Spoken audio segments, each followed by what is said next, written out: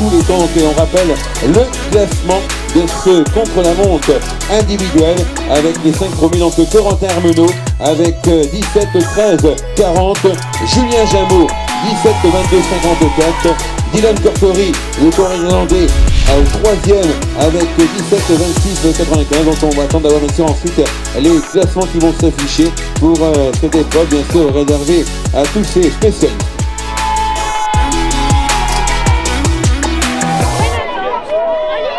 Corentin, un petit mot pour cette belle victoire ce matin du contre-la-montre, qui était l'un des objectifs pour bien sûr te rapprocher pour le général.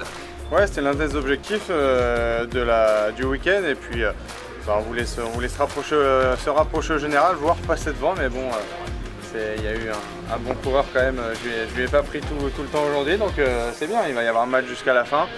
Il y a tout le monde qui est assez rapproché, donc c'était un beau contre-la-montre et on va encore s'amuser les derniers jours. Voilà, donc je trouve qu'on peut applaudir fort, l'un des grands champions français. On retrouve donc à nos côtés avec la victoire d'étape. Ce qui nous ravit, c'est le retour du Tour de la Manche à Sarthe-Locage. Ça faisait 33 ans qu'on n'avait pas vu les coureurs, et une très belle organisation aussi. Et donc on a prévu une journée assez grandiose, un véritable événement, avec une matinée composée par un contre-la-montre assez sportif et exigeant, il faut le dire, et un départ d'étape cet après-midi pour une étape d'environ 100 km qui paraît assez difficile comme ça, puisqu'ils vont se diriger maintenant vers l'Oeil. C'est effectivement un bel événement. Pour un retour du Tour de la Manche, on peut dire aujourd'hui que la journée est déjà réussie, parce qu'on a retrouvé du monde tout au long de la route, ainsi que la présence de nombreux enfants qui sont venus des écoles de Sarthe-Locage.